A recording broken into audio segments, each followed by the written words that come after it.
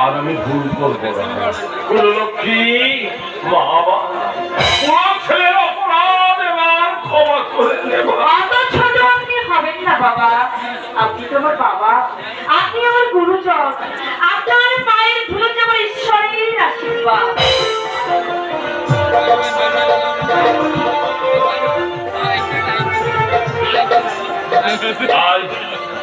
আজ আমি মুক্ত কণ্ঠে স্বীকার করছি, দুর্ঘটনার দায় মানুষের মাথায় চাপিয়ে দেওয়া কুসংস্কার ছাড়া আর কিছুই নয়।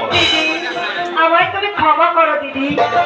দিদি, তুমি এ যুগের সীতা সাবিত্রী, সতীত্বের গুণে আজ তুমি সব কিছু ফিরে পেয়েছো। আমি হিংসার বশে সংসারের সর্বনাশ করেছি দিদি,